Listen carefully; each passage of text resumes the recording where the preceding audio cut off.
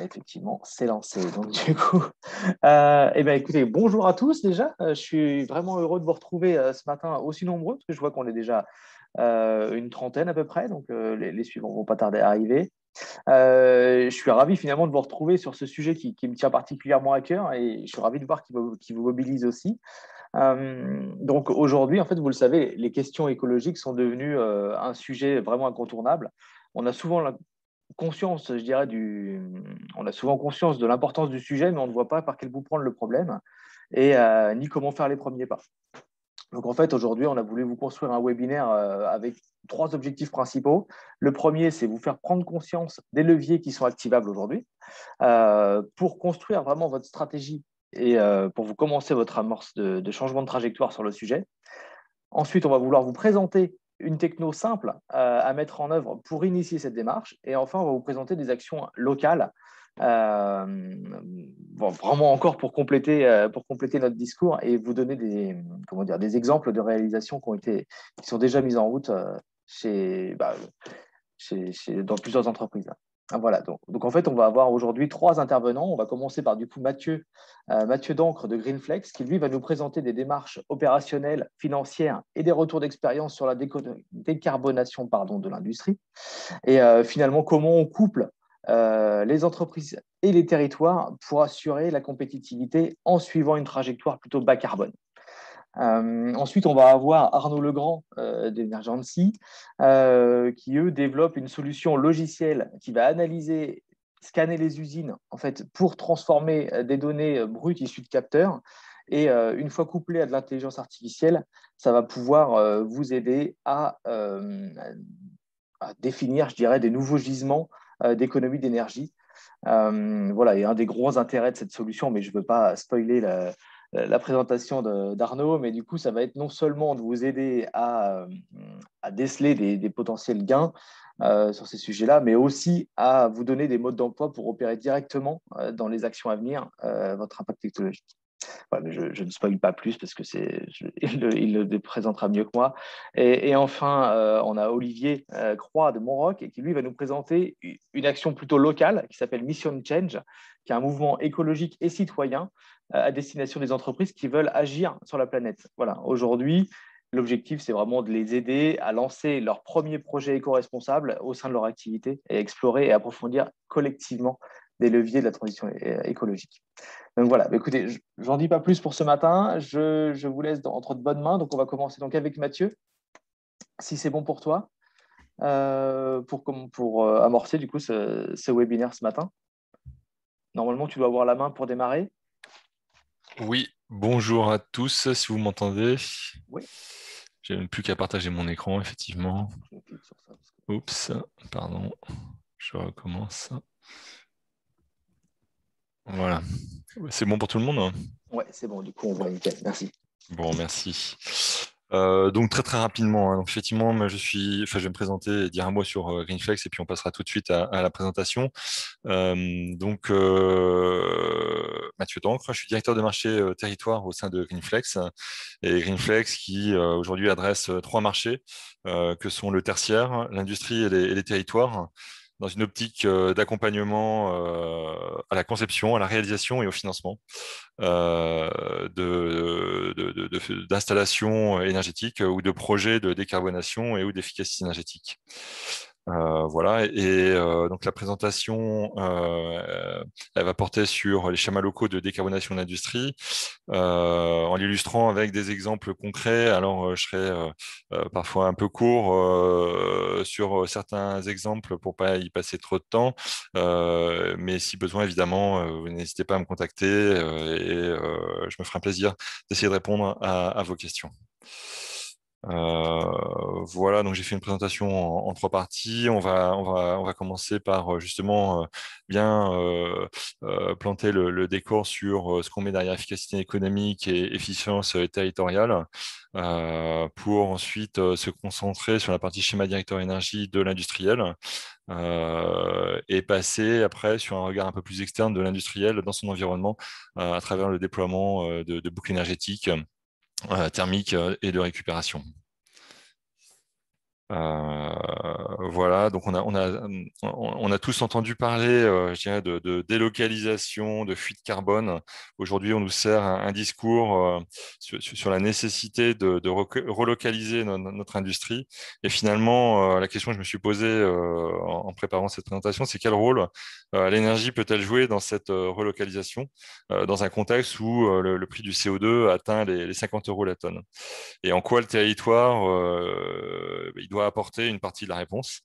Et pour rephraser ce qui se cache derrière le titre, est-ce que l'énergie fait plus partie de l'efficacité ou de l'équation économique de l'industriel ou davantage de l'ensemble serviciel définissant finalement le support et l'efficience territoriale? Et donc, évidemment, nous sommes convaincus que la réponse se trouve un peu dans les deux. Et si on reprend un peu le schéma historique très rapidement, la territorialisation de l'industrie, elle date pas du tout d'aujourd'hui. C'est quelque chose qui remonte dès le début du 19e siècle et après s'est poursuivi jusqu'au milieu du 20e siècle. On a des villes qui sont associées même à des noms industriels. Hein. On a eu cette chance-là. Quand on pense Michelin, on pense Clermont-Ferrand. Quand on pense Sochaux, on pense PSA et ainsi de suite. Donc cette territorialisation qui est guidée par finalement de la main-d'œuvre disponible, pas forcément très chère, de la formation locale aussi qui s'est construite autour de ça. Nos viviers d'ingénieurs et nos écoles sont encore aujourd'hui localisés, si je puis dire, à travers cette histoire, ces pôles d'excellence. Donc on le retrouve notamment à travers les écoles de chimie, de mécanique et ainsi de suite. Et finalement, c'est cette équation-là qui fait le tissu des entreprises et des territoires. Donc on est vraiment dans une démarche, je dirais, de complémentarité, de dichotomie entre une stratégie à la fois des entreprises pour trouver une localisation optimale et une approche des territoires voilà, qui met à disposition ces interrelations, ces interdépendances, et ce, de manière aussi interconnectée entre les territoires. Il ne s'agit pas forcément de raisonner les territoires de manière excessivement inclusive. Et donc, on arrive tout de suite, quand on travaille sur ce couple-là, sur la notion d'attractivité économique, qui dépasse d'ailleurs le seul cas de la comptabilité financière des entreprises. Hein, il est important d'avoir des routes, des pistes cyclables, des voies ferrées en bon état pour venir au travail à l'heure et en bonne santé. Il est important de bénéficier d'une énergie propre qui n'est plus seulement la réponse à une question d'épuisement des ressources, comme on pouvait l'entendre à la fin du XXe siècle, ce qui est attendu pour répondre à des enjeux. Enfin, pardon, cette question elle est posée pour répondre à des enjeux aujourd'hui de santé, de survie de la biodiversité, et d'ailleurs en ce y compris l'espèce humaine. Euh, donc, il ressort aussi que il est fondamental que même si les infrastructures ne garantissent pas à elles seules une industrie manufacturière performante, leur absence peut représenter un obstacle significatif au bon fonctionnement des chaînes d'approvisionnement. Là, je vais prendre un exemple d'ailleurs en dehors de la France.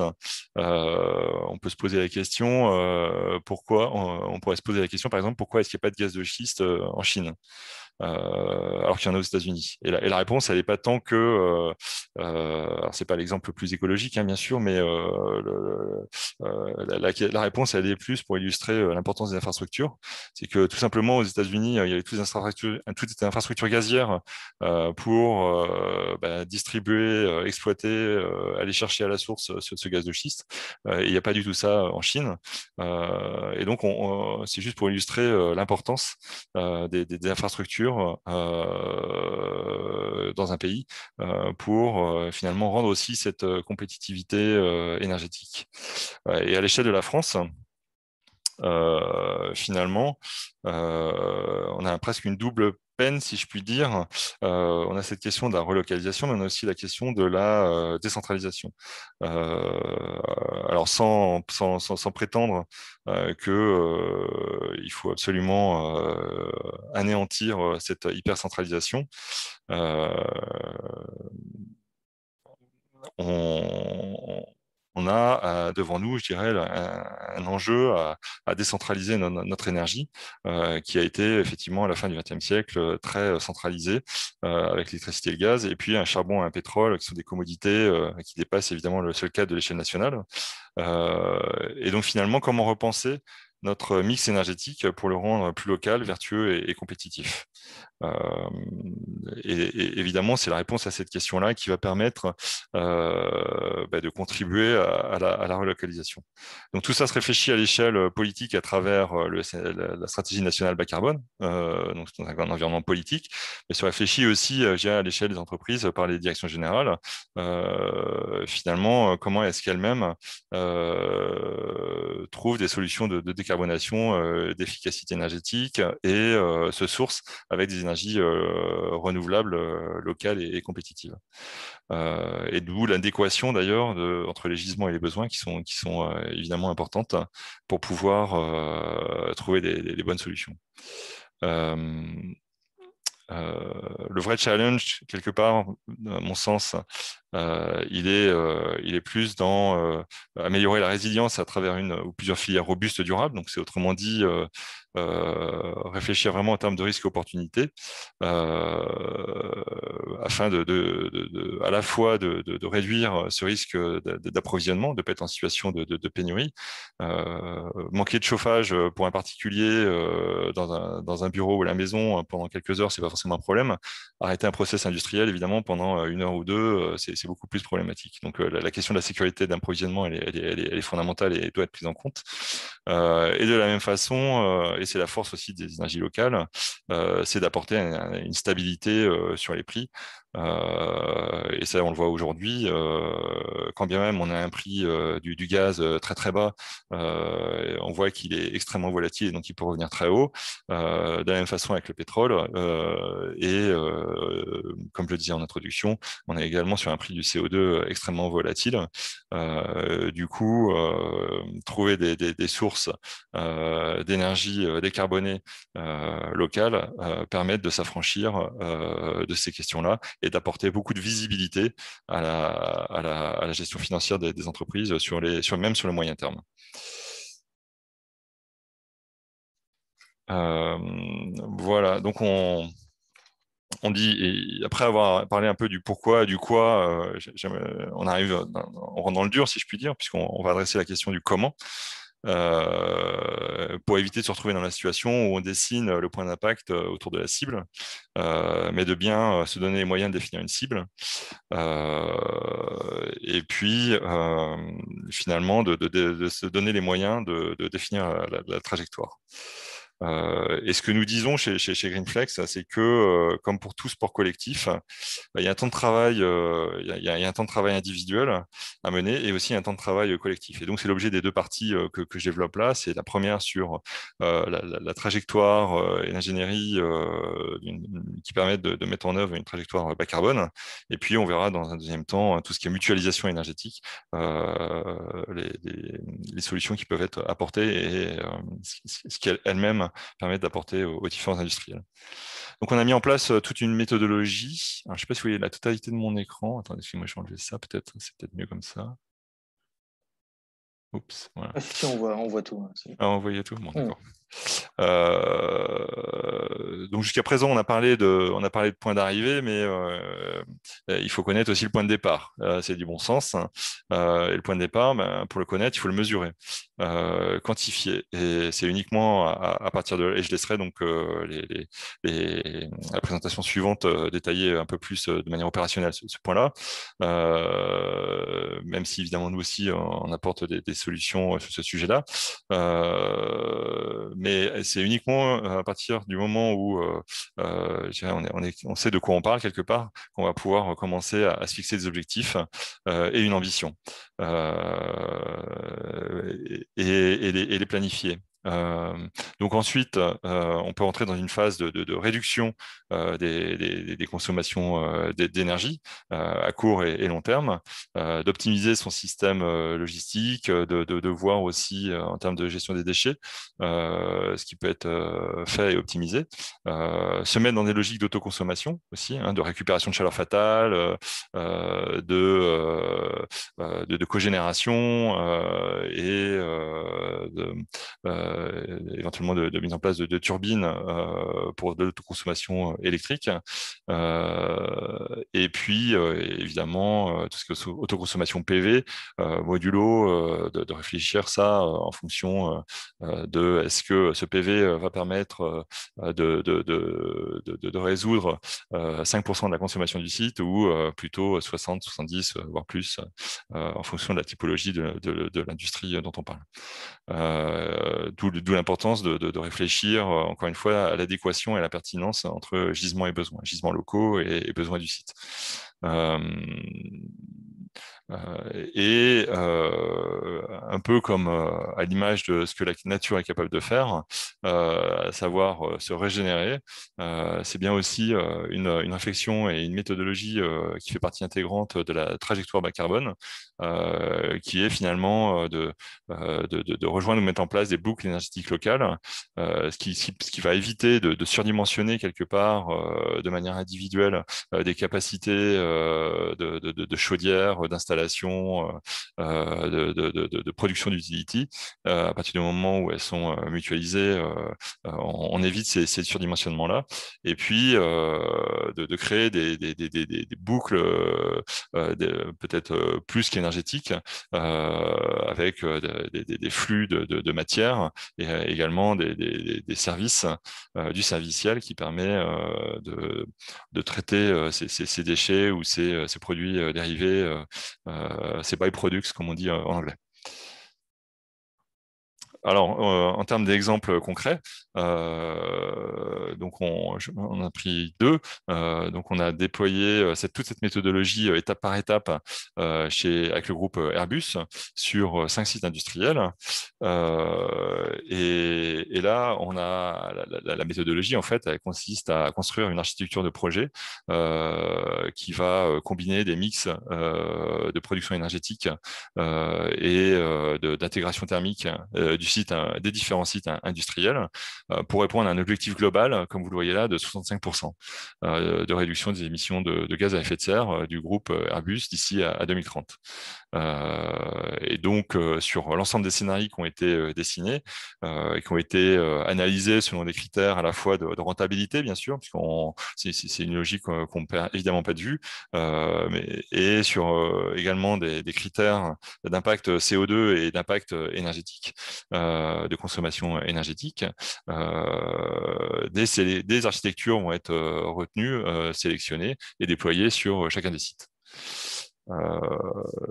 Donc ça, c'était un des premiers exemples les plus significatifs qui ont été mis en place chez Greenflex en 2018-2019. Et puis, un peu plus récemment, on est passé encore à l'échelle au-dessus avec un industriel qui dispose dans l'agroalimentaire, qui dépose de 43 sites sur lesquels se pose la question d'une stratégie bas carbone.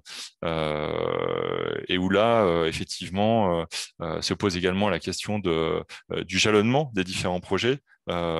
Et alors, ça n'a pas été représenté ici pour des raisons un peu de concision, mais la différence par rapport au cas précédent, c'est une maturité qui a intégré une notion de cône décisionnel. C'est-à-dire que c'était de sortir un peu du schéma, on commence par les projets faciles et puis on voit plus tard pour les projets difficiles, parce que les projets faciles, sous-entendu faciles à financer, ils peuvent être pénalisants ou bloquants dans le cadre d'une stratégie long terme.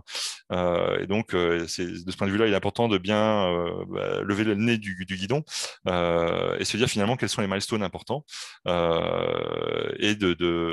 à partir de ces points de passage à pas louper, de ne pas les compromettre en prenant les bonnes décisions et les bonnes décisions notamment à court terme. Donc, c'est important et en tout cas, on l'a bien expérimenté à travers ce cas concret concret. Un élément important, évidemment, c'est aussi l'évaluation des subventions et les solutions de financement adaptées. Entre deux projets qui ont la même performance, j'aurais envie de dire environnementale et énergétique, ou quasiment la même, parfois on va raisonner du coup sur le coût d'investissement sans forcément prendre une grande attention sur les aides accessibles. Et en fait, les aides accessibles vont permettre de prendre une décision peut-être différente, potentiellement plus coûteuse, mais plus intéressante sur le moyen et long terme. En tout cas, c'est la logique aussi des subventions, c'est pour ça qu'elles ont été mises en place. Et donc, avoir une bonne connaissance de l'ensemble de ces subventions, c'est fondamental, même si aujourd'hui elles sont très nombreuses. Il est important d'être bien conseillé aussi en la matière. Voilà, et c'est ce qu'on retrouve aujourd'hui de plus en plus, hein, c'est cet alliage entre la technique et la finance. Pour bénéficier des bonnes aides, il faut construire des dossiers, certes financiers, mais qui répondent aussi à un certain nombre de critères très techniques, tels que des certificats d'économie d'énergie, notamment quand on va vers des certificats d'économie d'énergie spécifiques qui répondent pas à la démarche de fiches standardisées, qui elles, pour le coup, sont plus simples à mettre en place. Euh, L'articulation de ces C2E avec des aides fonds chaleur, des aides ADEME, et puis comment on finance le reste à charge, c'est aussi important. Des fois, on peut se retrouver à accompagner des industriels pour lesquels on peut envisager des solutions sans sortie de trésorerie, et où finalement le reste à charge va être lissé dans des OPEX compensés par des économies d'énergie, ce qui fait que facialement, pendant les premières années, il n'y a aucune sortie de trésorerie et même pas une économie moindre, mais économie sur facture énergétique. Ça, c'est le cas évidemment idéal, mais qui se présente. Et puis, des contrats de performance énergétique qui viennent sécuriser un engagement pour vous, industriels, sur le fait que celui qui va faire les travaux, qui va vous accompagner dans cette performance-là, il s'engage sur cette performance, ce qui va aussi sécuriser évidemment le financement, qu'il soit avec votre fonds propre ou avec un tiers investisseur. Voilà. Et il y a également toute une méthodologie dans le déroulé technique qui est également très bien documentée par l'ADEME. Au demeurant, vous n'avez pas forcément tous le temps de vous plonger sur ces sujets, sur ces guides-là. Donc, il est important d'être accompagné de façon pertinente aussi par des bureaux d'études qui connaissent bien ces méthodologies, qui vont de l'étude d'opportunité que j'ai pas citée là, mais quand le projet n'est pas encore très bien défini, ou on peut commencer par des études d'opportunité, puis passer à des études de faisabilité. Ensuite, on rentre vraiment dans l'étude d'ingénierie, de conception technique, pour arriver vraiment sur la mise en œuvre opérationnelle, où là, vous, en tant qu'industriel, vous êtes accompagné potentiellement jusqu'à la mise en service et le commissionnement des installations.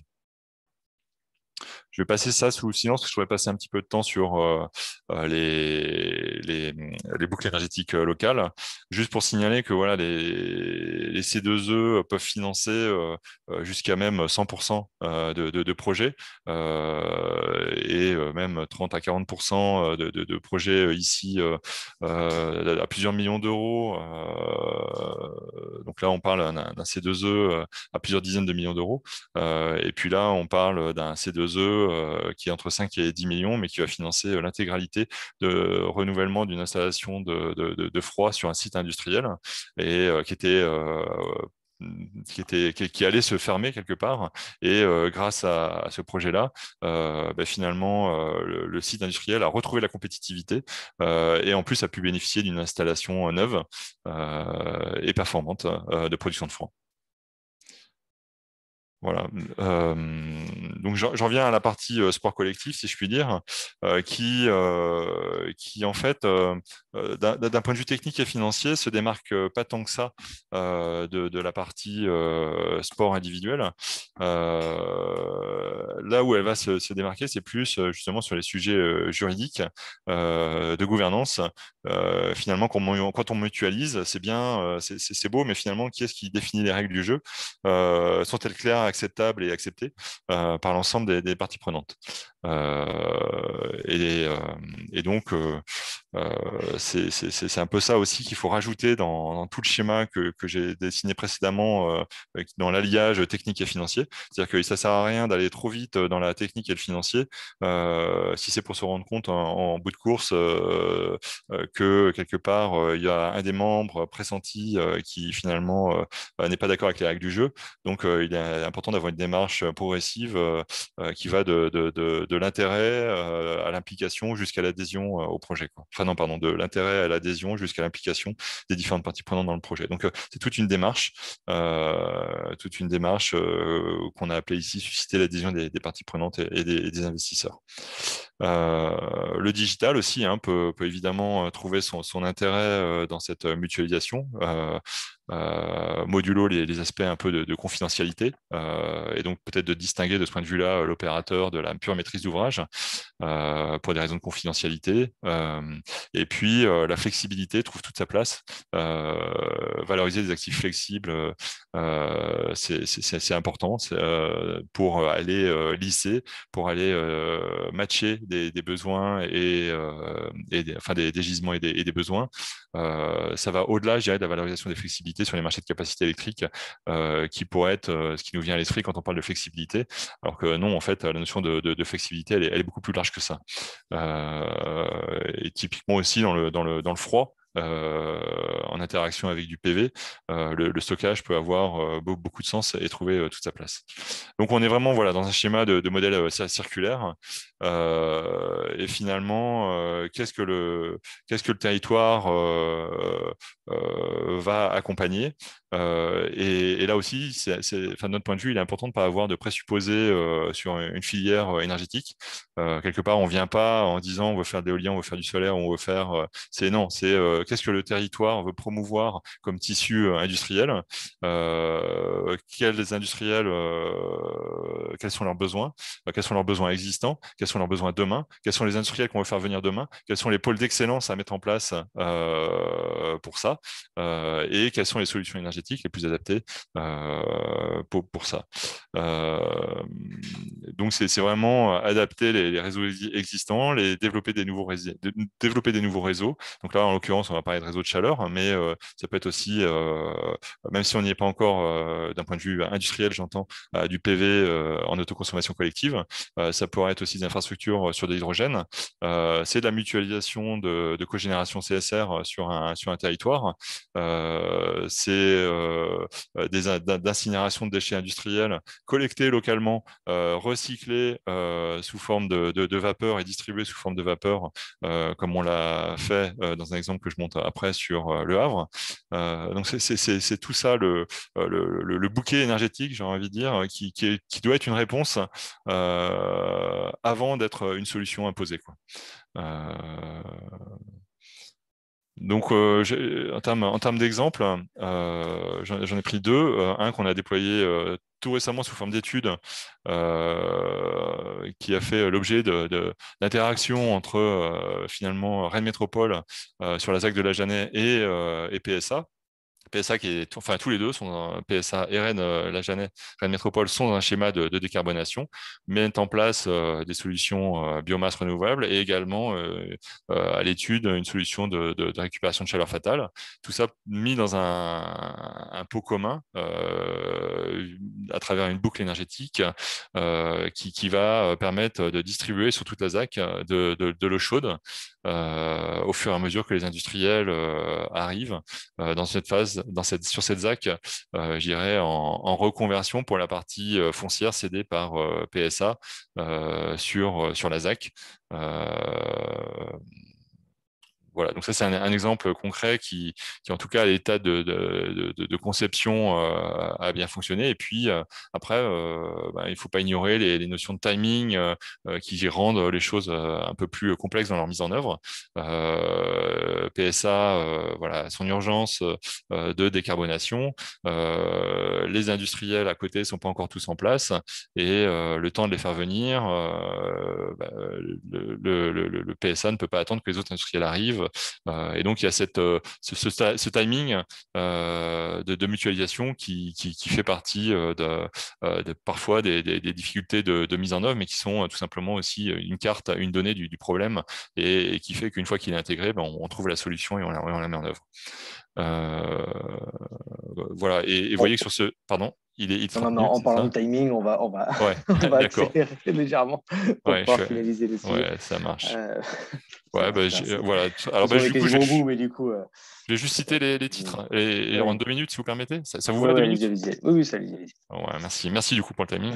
Donc effectivement, après, ben voilà, on est. Alors c'est un exemple très industriel. Là, je vous ai montré un exemple d'industriel avec la collectivité, mais on travaille aussi sur des plateformes industrielles de mutualisation de chaleur fatale entre industriels. Donc sur la zone de Dunkerque, qui est une zone hyper carbonée, comme certains d'entre vous le savent.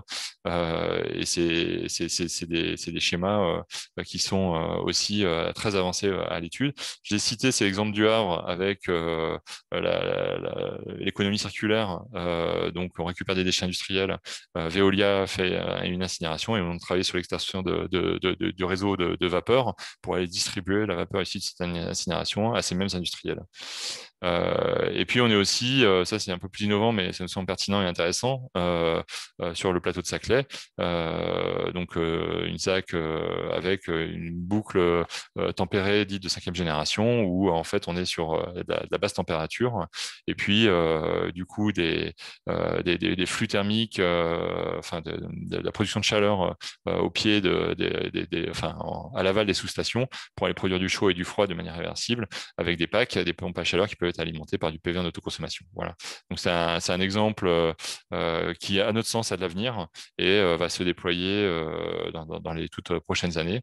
Voilà. Et en conclusion, voilà, comme ça j'ai ce que je voulais dire en conclusion. Autant j'ai fait une introduction très large en vous parlant de relocalisation et ainsi de suite, autant je vais rester sur une conclusion restreinte au secteur de l'énergie.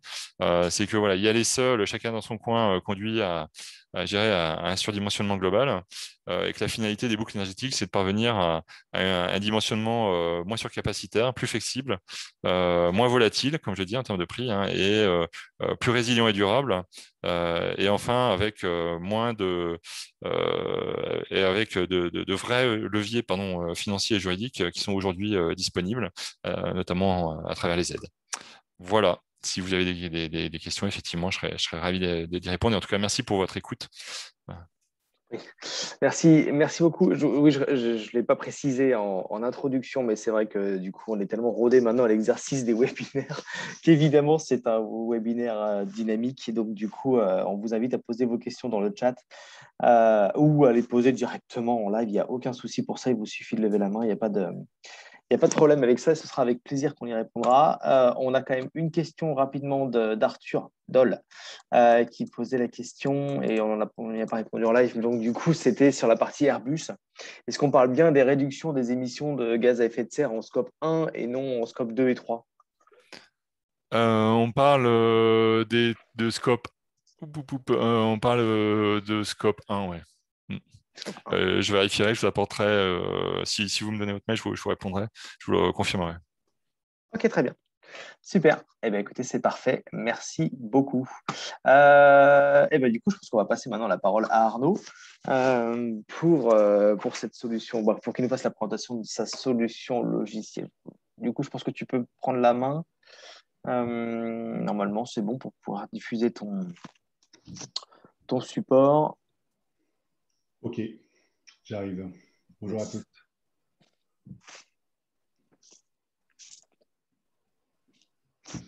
Ouais, c'est parti. C'est tout bon.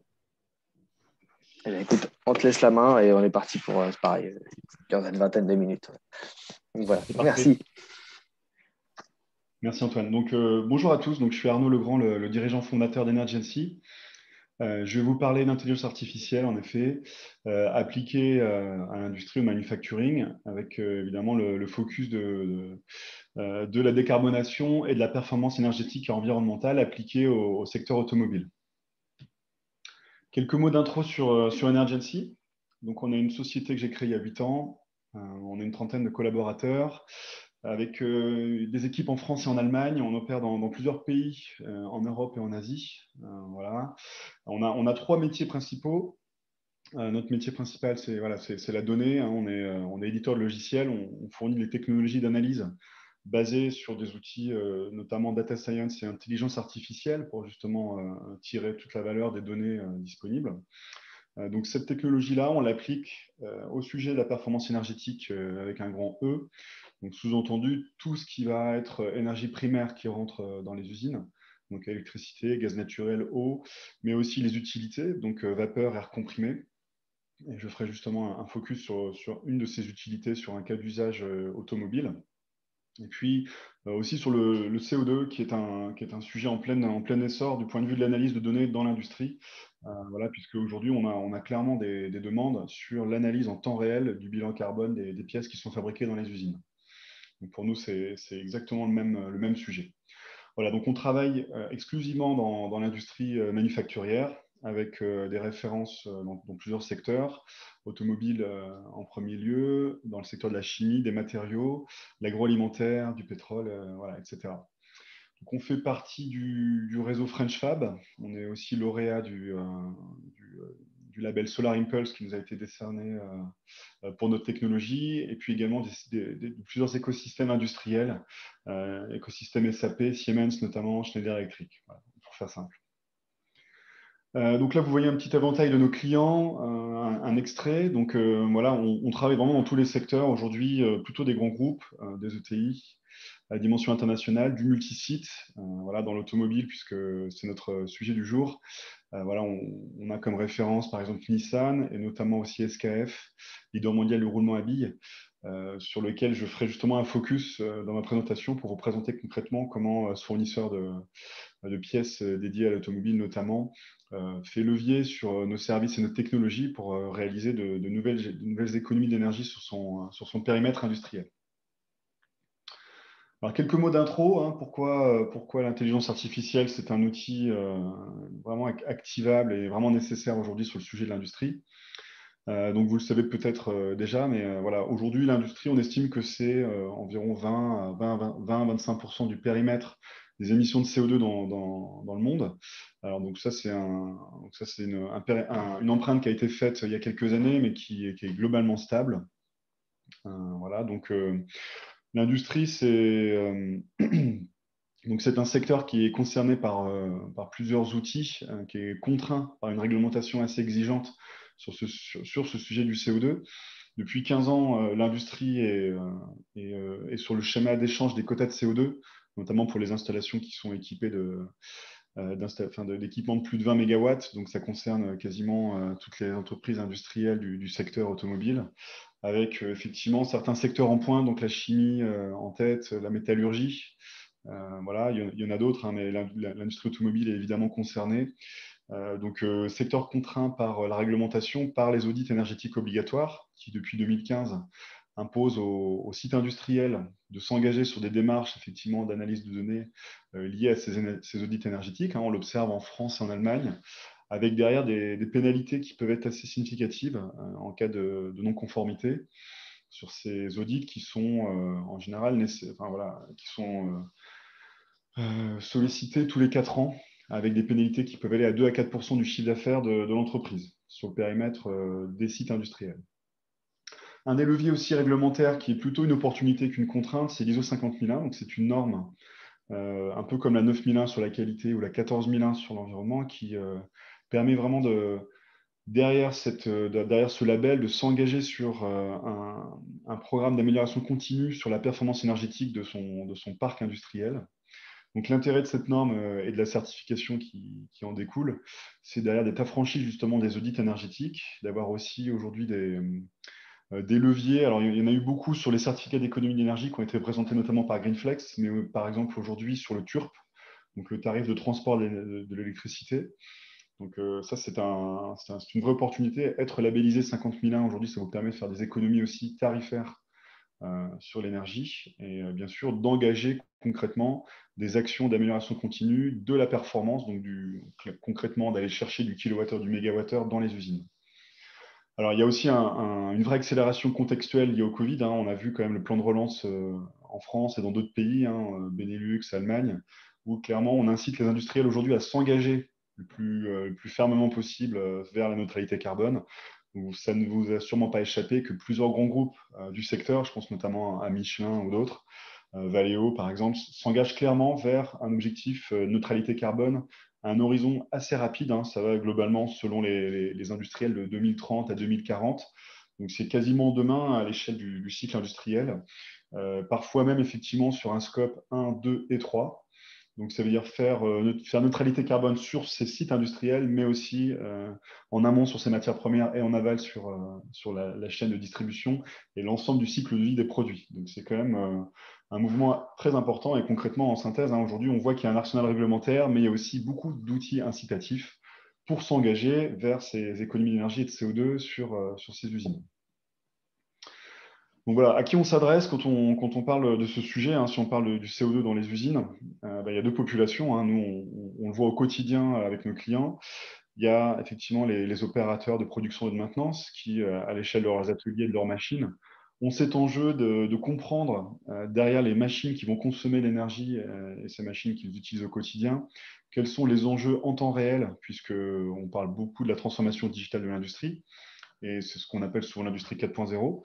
Et voilà, cette vision digitale et à la fois environnementale, quand on se met en contexte de manière très pragmatique sur le terrain, voilà, elle se heurte effectivement aux outils, parce que voilà, quand on est opérateur de production, quand on est en 3-8, si vraiment on se met à la place des opérateurs, vous imaginez qu'ils ont très peu de temps à consacrer à l'analyse de données et voilà, au déluge d'informations qui globalement existent dans les usines. Donc les usines, notamment automobiles, de par leur histoire et la trajectoire, je pense, impulsée par pas mal d'industriels asiatiques, notamment japonais. Aujourd'hui, il y a une vraie culture du 4.0 sur le Lean, sur le Six Sigma, sur l'amélioration continue. Et la réalité, c'est qu'il y a beaucoup de données disponibles, que ce soit en production ou en maintenance, sur les MES, les GPAO, les ERP.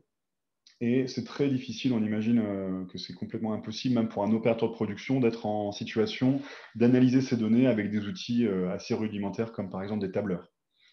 Donc voilà, concrètement, on demande aujourd'hui à un opérateur d'être acteur de cette performance environnementale. Ça passe forcément par des outils qui vont lui faciliter la vie, des outils décisionnels, du temps réel, du collaboratif, puisque une usine automobile, c'est bien sûr plusieurs ateliers qui fonctionnent à des rythmes et à des cadences différentes, alors qu'ils peuvent être effectivement en parallèle ou en série. Donc voilà, ce premier niveau, clairement, aujourd'hui, est très demandeur. Cette première population est très demandeur d'outils, justement, qui vont leur permettre d'y voir clair et surtout de réaliser des actions très concrètes en temps réel sur leur machine. Donc ça, aujourd'hui, ce n'est pas possible avec les outils existants. Et puis, bien sûr, au niveau groupe, hein, on parle quand même dans le secteur automobile d'industriels qui ont beaucoup d'usines, plusieurs dizaines, voire centaines dans le monde, avec des cultures différentes, des histoires différentes, des systèmes d'information en place différents. Nous, on a des clients qui ont plus de 100 ans d'exploitation quasiment non-stop sur des sites industriels, où il y a eu effectivement du revamping historique, de l'ajout de bâtiments, de lignes de production, donc une certaine complexité à adresser et surtout une certaine diversité de situations d'une usine à l'autre, d'un pays à l'autre, que ce soit du point de vue des machines, des équipements, des données disponibles, de leur accessibilité, des formats de données derrière qui vont être très divers, très variés en fonction de ces contextes. Et le vrai enjeu, effectivement, pour un energy manager ou un directeur industriel groupe, c'est de se dire, voilà, j'ai des objectifs neutralité carbone qui me sont imposés, entre guillemets, par ma direction. Comment j'emmène l'ensemble du parc d'usines vers justement cette trajectoire de 10, 15, 30% d'amélioration déjà dans les 2-3 ans qui viennent, quelle que soit la situation de départ. Donc là, on comprend tout de suite que les enjeux collaboratifs et temps réel sont très forts et être capable d'agréger justement cette complexité, quel que soit le contexte initial, est décisif pour justement aider ces personnes. Donc concrètement, ce que fait Energency, justement, c'est d'exploiter ces données existantes dans l'usine et de les transformer en nouveaux gisements d'économie d'énergie et de CO2 grâce à deux leviers. Le premier levier, c'est l'intelligence artificielle, et ce levier, il est couplé à un deuxième levier chez nous qui est l'intelligence humaine. Concrètement, hein, notre proposition de valeur, c'est vraiment de tirer le meilleur de ces données disponibles et dormantes, entre guillemets, dans les usines, et de les révéler grâce à des outils qui sont effectivement des outils innovants comme l'intelligence artificielle pour permettre à ces populations qui sont aux commandes de la performance énergétique et CO2 dans l'usine de tirer voilà, toute cette valeur de l'analyse de données et de la mettre en situation concrète pour être accessible et réalisée le plus vite possible dans l'atelier. Donc concrètement, sur la partie analyse, donc on a une approche qui est d'abord souvent de réaliser un proof of concept, hein, si vraiment je me projette sur comment ça se passe, comment ça se déroule chez un industriel. Notre approche, c'est de faire une première étude de données basée sur un jeu de données historiques disponible dans l'usine qui va nous permettre d'identifier, grâce à nos outils de data mining et voilà, à notre méthodologie en data science avec nos équipes de data scientists, quels sont les gisements d'énergie, de nouvelles économies d'énergie qu'on va aller chercher dans l'usine. Donc, avec cette méthodologie-là, on va aller explorer les données existantes et définir des facteurs d'influence qu'on va pouvoir hiérarchiser et qui, derrière, vont nous permettre de construire un jumeau numérique de la consommation énergétique de l'usine. Donc, ce jumeau numérique, il a la particularité de fournir en fait une réponse sur la consommation d'énergie attendue, quel que soit le contexte de production et de maintenance de l'usine. Donc, avec ce jumeau numérique, derrière, on va pouvoir montrer, révéler un gisement d'économie d'énergie accessible, ISO qualité, ISO sécurité, ISO périmètre, pour faire simple, sur la fabrication. Et par contre, identifier des leviers d'action qui vont être accessibles dans un environnement de temps rapide, parce que derrière, ils vont susciter des leviers managériaux, des leviers organisationnels, voilà, des leviers plutôt, on va dire, quick win, rapides, qui mobilisent généralement assez peu de CAPEX pour aller chercher justement 5, 10, 15% de performance. Donc, une fois qu'on a réalisé ce jumeau numérique, l'idée, c'est effectivement de le mettre en production, sous-entendu en live 24 heures sur 24 de notre technologie d'analyse logicielle. Et donc, c'est ce que je vous illustre avec cette slide sur voilà, le cas d'usage SKF. Donc, SKF, pour le présenter, c'est un fabricant de roulements à billes. Donc, c'est le leader mondial du secteur. C'est une entreprise suédoise avec plus de 100 sites dans le monde. Donc, on travaille sur plusieurs sites avec cet industriel, avec notre technologie. Donc, c'est ce que vous voyez à l'écran sur l'interface. Donc, concrètement, si vous voulez comprendre le cas d'usage, donc là, on est sur un atelier qui produit des roulements effectivement pour l'automobile. Donc, c'est cette partie des pièces qui d'ailleurs sont assemblées dans les véhicules particuliers. L'idée derrière l'étude data science qui avait été faite initialement, donc qui avait révélé un gisement d'environ 3,5% de gains. Donc, il faut comprendre que derrière ces 3,5, on parle quand même de plusieurs centaines de milliers d'euros de gains potentiels sur un site de cette taille-là. Donc, le site en question sur lequel est basé le cas d'usage, c'est un site qui consomme plusieurs millions d'euros d'énergie par an. Et l'idée là du cas d'usage, c'est de montrer que justement derrière ce gisement, en mettant en place, après l'étude, un outil comme l'intelligence artificielle en situation dans l'atelier, on peut largement dépasser ces gains. Donc, ce que vous voyez à l'écran, en fait, c'est le jumeau numérique en action sur un périmètre d'air comprimé, donc consommation d'air comprimé. Donc, à l'écran, vous voyez une semaine de consommation sur un atelier qui produit des roulements. Donc, on n'est pas dans la chaufferie, on est bien dans l'atelier qui consomme l'air comprimé. Et ce que vous voyez en bleu, chaque bâton représente en fait une heure de consommation d'air comprimé, et c'est le calcul que fait notre jumeau numérique, d'estimer selon les variables d'influence du moment, en temps réel, la consommation attendue. Donc, vous voyez que la vie de l'usine fait qu'il y a beaucoup de variables d'influence qui interviennent et que cette consommation optimale, elle varie en permanence parce qu'effectivement, vous pouvez avoir des enjeux de performance opérationnelle, de maintenance, de météo, des cadences de production, des variables comme par exemple les références produits, que les roulements qui sont fabriqués dans cette usine représentent plus de 10 000 références par an. Donc, vous voyez une vraie diversité de situations productives et derrière un calcul qui va permettre à l'opérateur de comprendre quelle est la performance attendue. Donc là, on parle de mètres cubes, de normaux mètres cubes d'air comprimé à une cadence horaire. Évidemment, l'idée, c'est de montrer des interfaces qui correspondent au momentum de l'opérateur. Donc, ça peut être, par exemple, au niveau du poste, sur 8 heures, ça peut être à l'heure, à la semaine. L'idée, c'est qu'on lui fournit une vision simple de l'excellence opérationnelle sur ce sujet énergie. Derrière ce jumeau numérique qui est affiché en temps réel dans l'atelier, on va confronter en fait la consommation réelle heure par heure avec le jumeau numérique et présenter à l'opérateur une vision une évaluation de sa performance. Concrètement, est-ce qu'il fait des économies en temps réel ou est-ce qu'au contraire, il dérape sur la performance? C'est ce que vous voyez en orange et en rouge sur les dérives de consommation. Donc, notre outil est capable de repérer si derrière la performance attendue, on a un comportement plutôt vertueux ou au contraire de dérive. Et derrière chaque niveau d'alerte, vous avez évidemment les outils d'alerting et surtout derrière des recommandations qui vont permettre à l'opérateur de rentrer concrètement dans la performance attendue. Donc orange, rouge, c'est un code assez simple. Hein. C'est d'ailleurs pour ça que ça fonctionne très bien sur le terrain, parce que c'est facile à assimiler et ça produit vraiment derrière des résultats assez puissants. Et puis en vert, c'est tous les gains qui sont faits au-delà de la performance attendue. Donc là, c'est vraiment un exemple intéressant, puisque chez SKF, après 6 mois d'utilisation de cette technologie derrière l'étude initiale, vous voyez en fait qu'en production, ils ont réalisé 6% d'économies sur l'atelier en question et que derrière, les retours sur investissement sont très rapides. Donc ça, c'est vraiment intéressant. Concrètement, aujourd'hui, on peut raisonnablement se lancer, quand on est un industriel, sur ces cas d'usage, quelle que soit la maturité de l'usine, puisque l'essentiel des données qui sont traitées par ce jumeau numérique, ce sont des données de production. C'est l'activité du site, ce sont aussi des données extérieures comme la météo, par exemple, ce qui peut avoir notamment une influence par expérience, on l'a vu sur des cabines de peinture, même sur des ateliers plus mécaniques comme celui-ci. Et voilà, je pense que ça a été extrêmement bien présenté en introduction par Greenflex.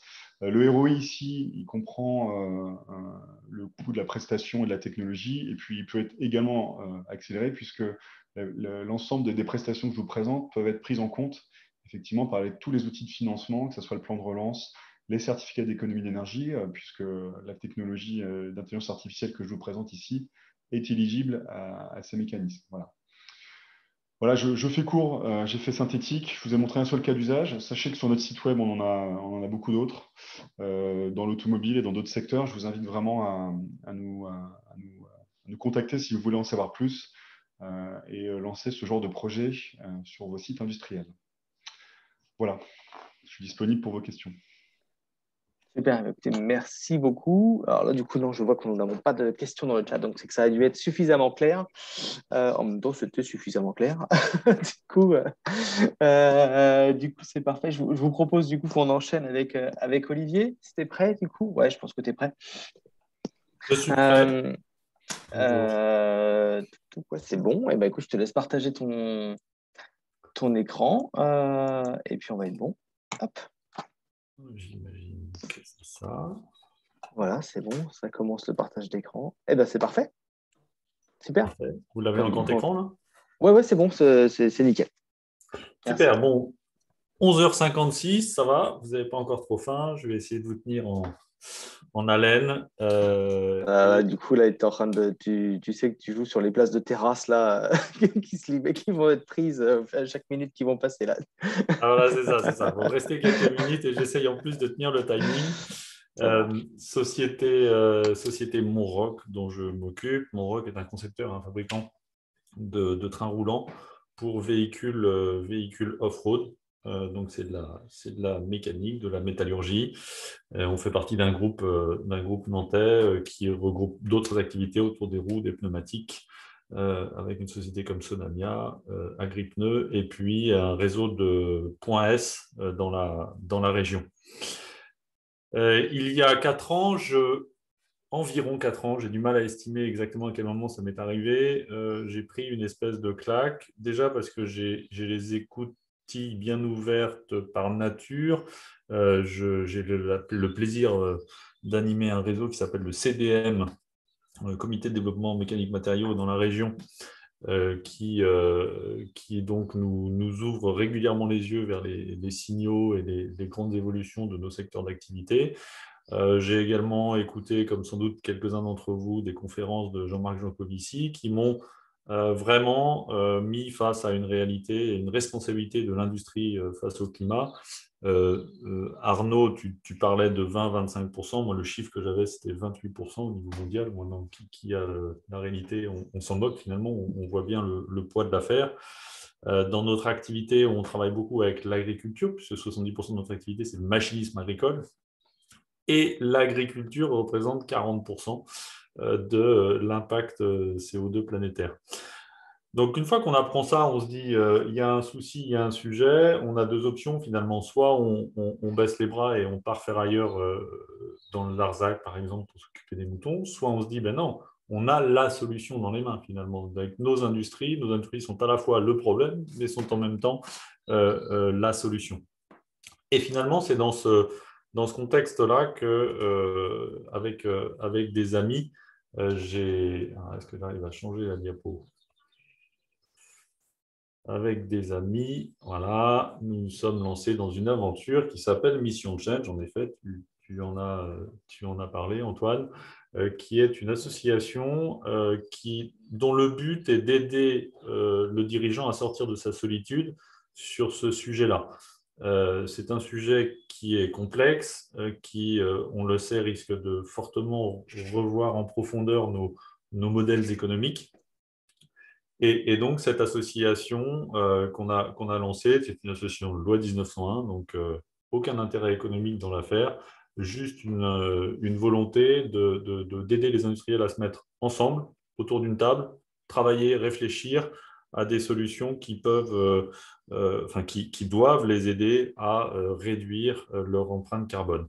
C'est extrêmement pragmatique, comme disait Michael, ou j'ai oublié ton prénom, le premier intervenant, on commence par l'empreinte carbone. Mathieu. Oui. On commence par l'empreinte carbone, en effet. D'où on part, et à partir de cette empreinte carbone, on arrive clairement à identifier les leviers. Nous, on est ressorti de cette action, de cette mission qu'on a faite l'année dernière. Monroc s'est inscrit à cette mission dans la première session. Et dans le scope 1, 2 et 3A, puisque le 3B, c'est le cycle de vie de nos produits, mais comme on est en B2B2C, c'est quelque chose qu'on maîtrise insuffisamment pour le mesurer avec précision. Donc, on se contente du 3A, qui est la partie achat, matière. Eh bien, 83% de notre empreinte était lié à nos achats. Et dans ce 83, on doit être autour de 90% l'acier.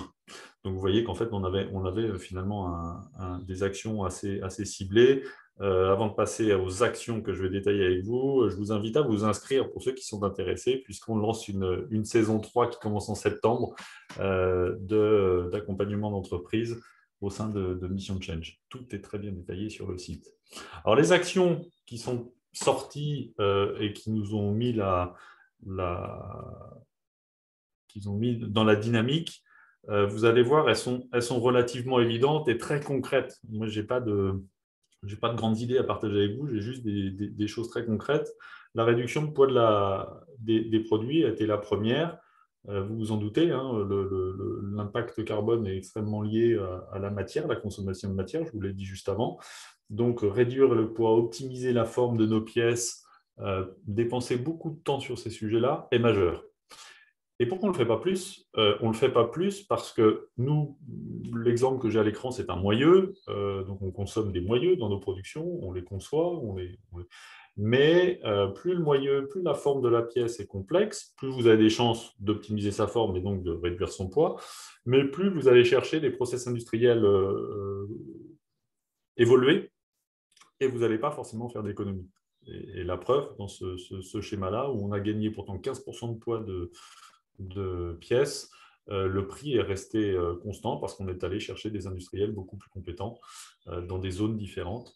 Et du coup, c'est une vraie action volontaire aujourd'hui de faire ça, parce que vous avez une nécessité de passer du temps en R&D, en méthode pour mettre en place ces nouveaux produits, sans pour autant trouver un résultat en retour.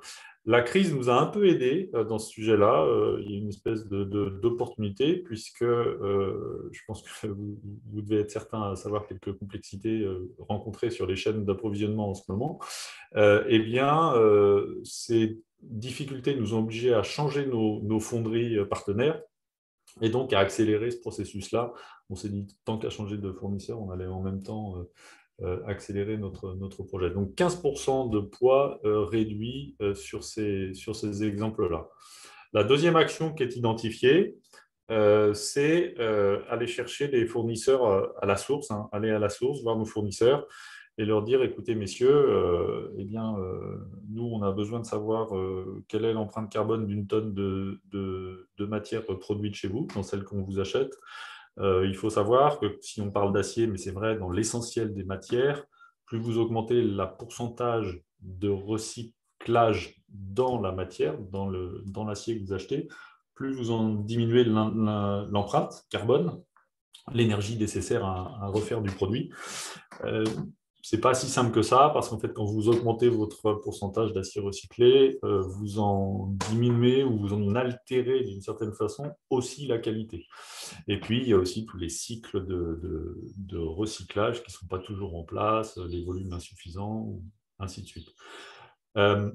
Et j'ai mis une idée de meute parce qu'en fait, c'est quasiment un appel à volontaires sur ce sujet-là que je souhaite lancer aujourd'hui. Quand Monroc, société de 12 millions d'euros, va voir Arcelor pour lui dire ce serait bien que vous nous fournissiez des aciers plus vertueux, vous imaginez la réponse du fournisseur. Donc, on doit être nombreux pour faire ça. On doit se mettre ensemble et on doit se dire, OK, peut-être à l'échelle du territoire, eh bien, mesdames, messieurs, nos fournisseurs, parce qu'on a tous quasiment les mêmes, nous on consomme des produits laminés et de la tôle, allons voir nos fournisseurs ensemble et essayons de les faire bouger sur ces sujets-là. Sur cette action numéro 2 précisément, actuellement, on est un peu en stand-by. Actuellement, très, très, très aujourd'hui, hein, du fait de toutes les discussions que vous connaissez sur ces sujets avec les hausses de prix. Là, c'est très compliqué en ce moment, mais dès qu'on sort de la crise et qu'on revient dans un contexte plus normal, je souhaite réactiver ce projet avec force. Donc rejoignez-nous, hein, honnêtement. Si on est plusieurs, on va pouvoir peser.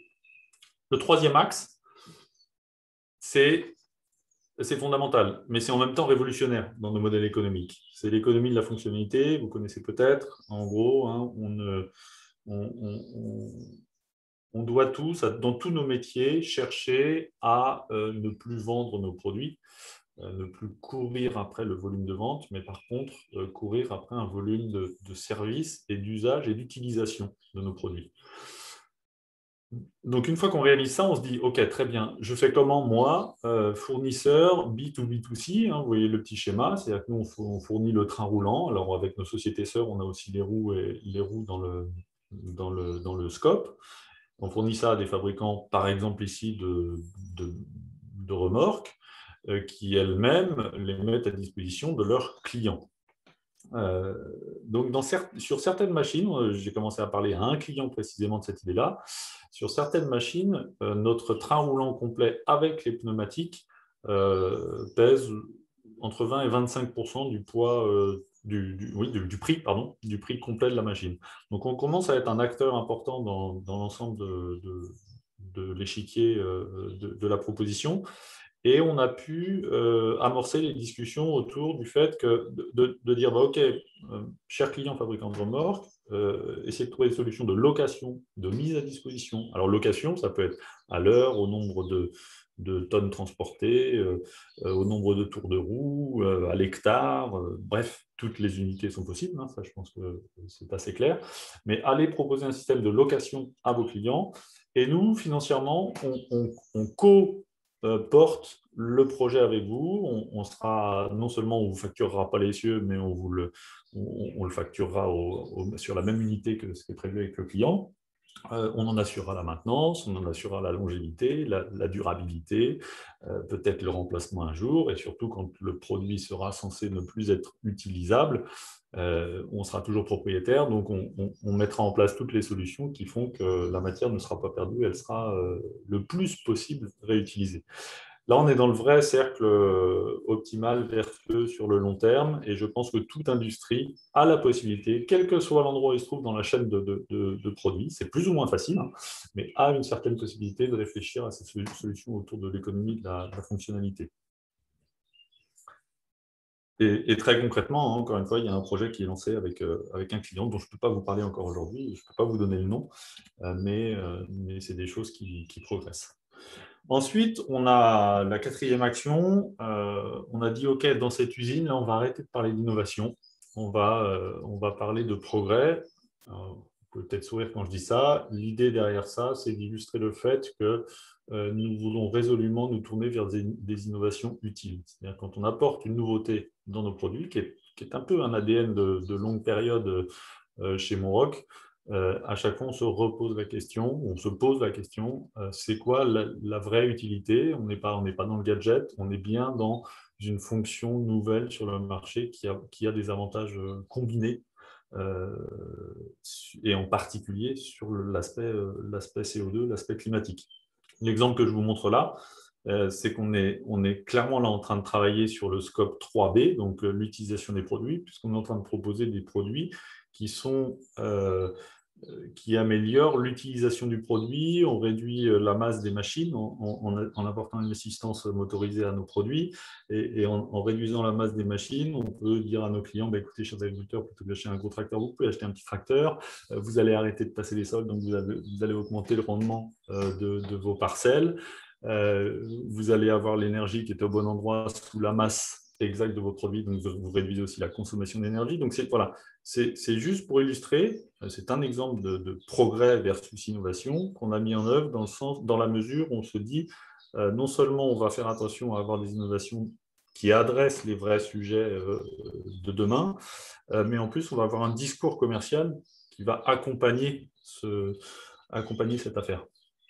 Et donc aider la reconnaissance sur le marché de ce progrès. Et la dernière action qui a été mise en place, c'est pour illustrer que je pense on n'est pas et on ne sera pas à l'avenir les seuls industriels à opérer des vrais virages. Alors là, je vous montre un exemple de poêle à granulés. On s'est mis à fabriquer des poêles à granulés pour une marque qui s'appelle Cocon, une toute nouvelle marque. Poêle à granulés, donc made in local, très, très vendéen d'ailleurs dans sa production et dans son sourcing. On n'est pas sur la bonne saison là, pour la vente des poêles à granules, Olivier. Exact. Il aurait fallu qu'on fasse l'événement en septembre, octobre. Oui, mais en même temps, il y a un tel délai. Et cette illustration, je pense, elle est intéressante dans le sens où on continue à faire des trains roulants, des essieux, des freins. C'est pas du tout le sujet. On n'est pas en train de se dire c'est l'un ou l'autre. Je pense que c'est une réflexion que je voulais mettre dans la présentation dans le sens où j'ai le sentiment que nous, industriels, ou ceux qui nous entendent là, on peut s'autoriser quelque chose que nos anciens ne faisaient peut-être pas, à avoir plusieurs activités diversifiées, proches de nos territoires. On parlait de boucles tout à l'heure, de boucles locales. Je crois beaucoup à ça. Et donc, pour avoir ces histoires de territoires industriels ou de tissus industriels locaux, eh bien, peut-être qu'on va être amené demain à faire des produits assez différents et assez diversifiés. Et en particulier, bon, le poêle à granulés, je pense que vous avez compris l'importance de l'exemple. C'est en particulier un produit qui, je l'espère, va nous apporter de la pérennité dans nos structures, dans nos savoir-faire et dans notre longévité dans le temps. C'était la 5e action. Et pour résumer un peu, je pense que là, vous avez j'ai essayé de mettre les phrases qui me paraissaient importantes si on veut entraîner nos équipes et entraîner nos industries vers un virage responsable. Le premier point est essentiel. Il faut déjà avoir un management convaincu. Et bien sûr, le reste est aussi dans la suite. Donc, si vous avez des questions.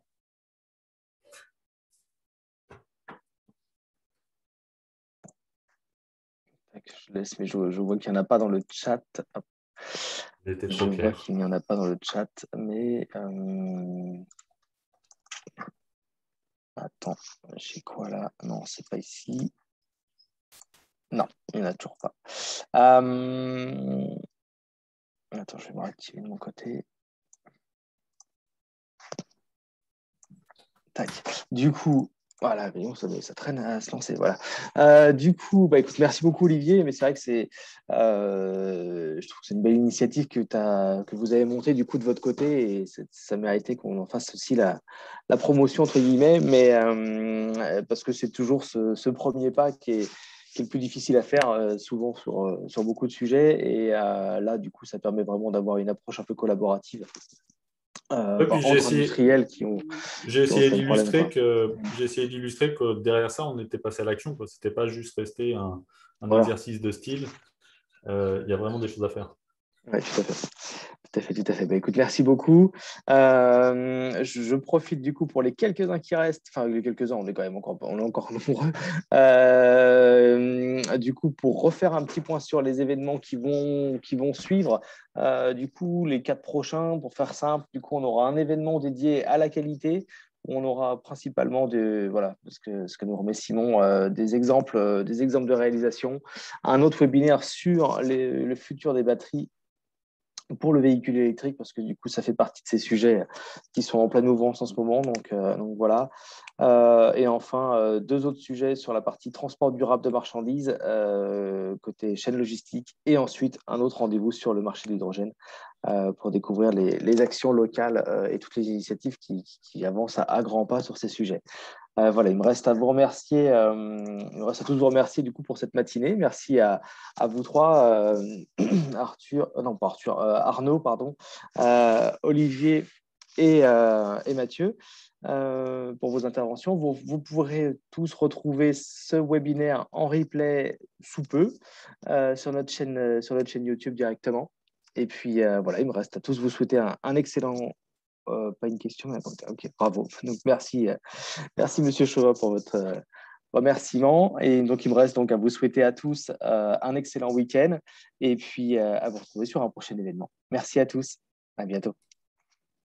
Merci, au revoir. Au revoir.